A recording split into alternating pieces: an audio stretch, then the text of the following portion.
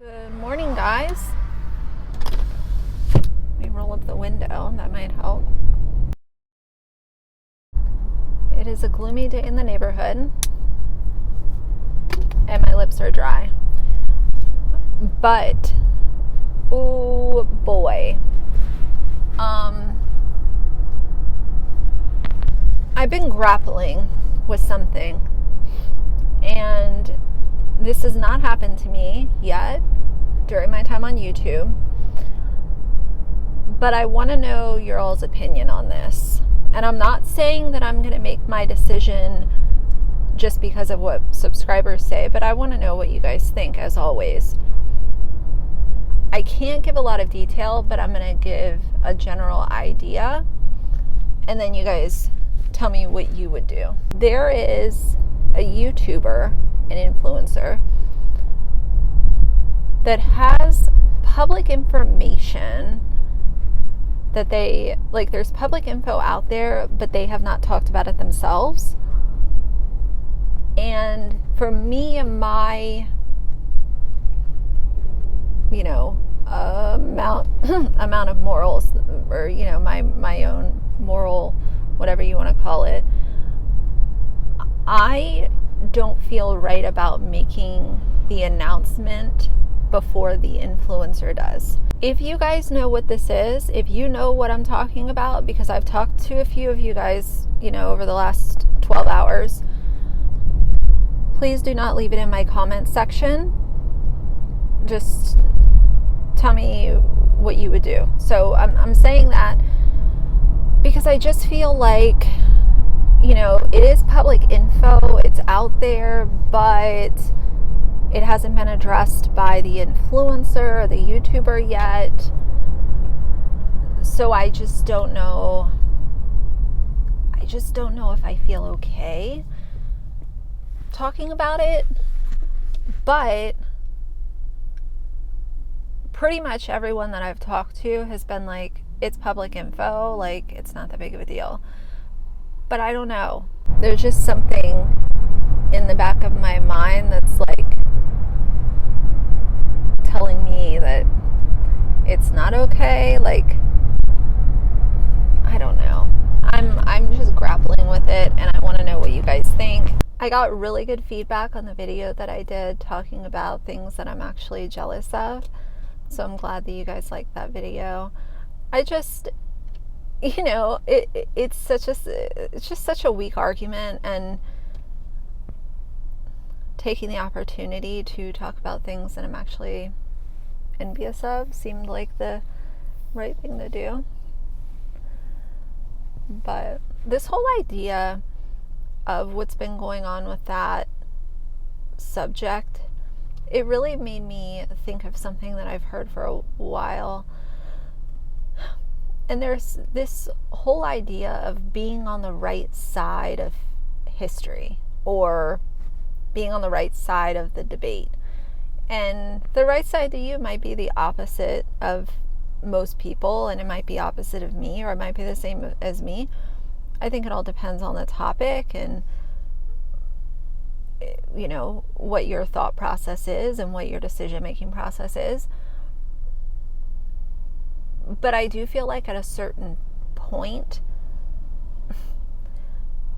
like, how long can you justify supporting bad people? I feel like for a while, you can say, oh, well, this is that and that, but at a certain point, it's like, come on, like, you're literally supporting really, really bad shit here. Like, be on the right side of history, if you want to say that. But the other thing, I've been watching a lot of I think like most of us, I've been watching a lot of the Johnny Depp and Amber Heard trial, and oh my Lord, what a freaking disaster. And I'm not saying that because of Johnny Depp, I'm saying because of Amber Heard and the information that's come out. Holy shit, like, the woman is fucking crazy. I kind of do my best to not just label anyone that doesn't think like me as crazy, But we're talking about someone who is actually crazy. Like, she is actually, and this is an opinion that's agreed upon, within professionals, like mental health professionals.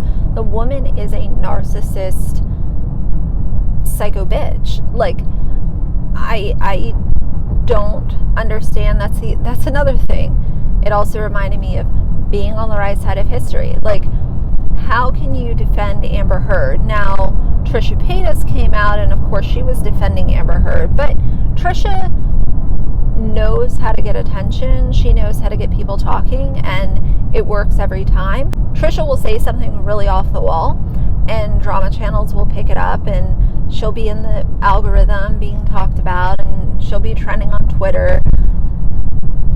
Whether or not you like Trisha, or you hate her, or you're somewhere in between, one thing in my opinion that can't be refuted with Trisha is that she knows how to get people talking. She knows how to get her name trending on Twitter, and that's exactly what she did by taking up for Amber Heard. Now, she might have been serious in her opinions.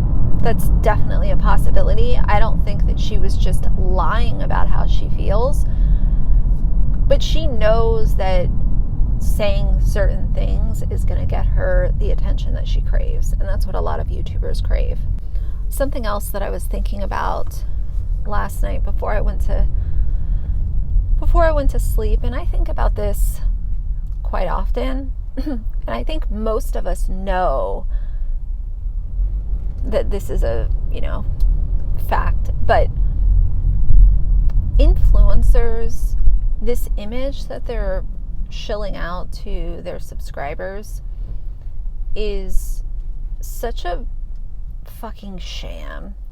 It really is. And I've seen previously kind of both sides of what someone's public image is versus what's actually happening behind the scenes with their finances and their day-to-day, kind of behind the scenes stuff, money, So I've seen that. I've seen both sides of it, because you see these like celebrities and singers and athletes and influencers, or whatever you call yourself. You put out this image to the public that you're flexing on everyone, and you have everything all put together, and you have multiple houses, and you have cars that nobody can get their hands on yet. And it's an image. It's all such an image. But once you see the back end of it, there are so many of these people who their finances are literally falling apart. There is so much imperfection happening behind the scenes. And that's life. That's why I think of these influencers, and I constantly make it a point of discussion, because who is it that is supporting the influencer? It's the everyday person. It's you and me, and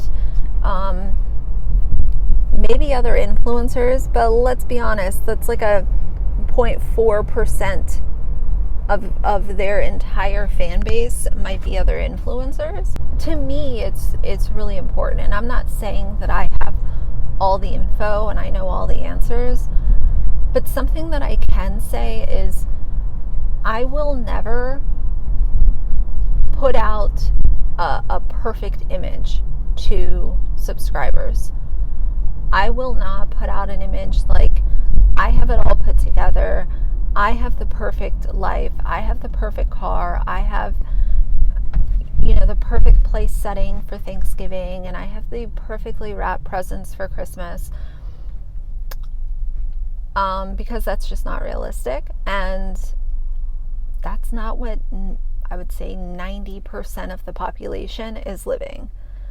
Most people go through everyday struggles. They go through, well, I'm going to not pay this bill this paycheck. I'm going to pay it next paycheck so that I have enough money for groceries, or I need to pay a late payment on my credit card. Like, all of that kind of stuff is very normal, and it's nothing to be ashamed of. And that's why especially with mommy vloggers, the thing that really gets me fired up is when they put out you have to have, they have the hottest lunchbox, and they have the Ziploc baggies with cute little messages on them, and they have new swimsuits for their vacation that they're going on. It gets me fired up because I know that the other parents and guardians that might be watching these influencers, they don't have time to watch, write some special message on a Ziploc bag for their kid for lunch. Most of them probably don't even have an extra 5 minutes in the morning to do anything special for lunch. Putting the food in the bag is mission accomplished for most parents and guardians. So it's just so completely ridiculous. And then influencers want to come out like, I show you guys the real and the raw, but what they're showing is not fucking relatable. Because even if they're trying hard to make it relatable, most people that are watching the content, and they're relying on these people for clicks and views and buy my merch and fly with me to Greece and all this kind of bullshit. When you think of those people, they're the ones that are having full-time jobs that are, literally like beating them into the ground, and they're so tired when they get home, and some of them are living paycheck to paycheck, and they don't know when the next time they're going to be able to go on a vacation is. And the influencer is literally sitting at home, not doing a goddamn thing aside from picking up their camera and vlogging their day, cleaning their house. It's not relatable. And it's kind of cringy when they try to make their content relatable after years of showing this perfected image, One thing that has been noticed is that Dad Challenge Podcast put his Brianna K apology video for members only. I find that very, very interesting. And if I had to guess, it's because he's probably planning on covering Brianna again. He doesn't want to be called a hypocrite by people who saw that apology video, heard him say, this is going to be my last video on Brianna unless she does something really crazy and he has to talk about it. Yeah. But time will tell. Time will tell. I watched one of the teasers for Erin Williams' new episode that she dropped, and it's just so funny. Like, she's really trying to put out this reality TV style series with what she's doing with that U-Screen thing. And to me, the entertainment in reality TV is having people with a bunch of different personalities interact with one another. Because when you think about the cast of a reality TV show, usually you have the wild and crazy one, then you have the quiet one, then you have the reserved one that actually comes out of their shell, then you have the person who's just constantly crying or constantly dramatic. So it's having all of those people interact with one another. Nobody needs a reality TV style influencer show, especially considering that you have to pay for it. Boring. Speaking of Brianna, I did watch her most recent video, and in it she got, she's working with some skincare company to advertise these products at the end of her video, and she was talking about how some kind of firming serum is like, it's like Botox. You guys, any influencer or beauty guru that says that they have a product that is like Botox is lying. There's absolutely nothing, I can tell you this, there is not a single product on the market that is going to give you results like Botox. It's just not going to happen. The closest thing that's going to actually like get rid of wrinkles and, you know, textured skin is going to be tretinoin or some kind of like high potency retinol. But even that, it has to be the correct blend, and it has to, you know, obviously prescription is best if you can get like Retin-A from your doctor. But none of these products that influencers are going to shill out because they're working with the company is going to be even remotely close to Botox. Very strong retinol. After 6 to 8 months use, you will start to see small results. But even then, like, that takes time, and guarantee your little firming serum is not going to do that. But either way, you know, she's got to get that money somehow. But tell me what you guys think about what I said in the beginning of the video, because I really am just going back and forth on that.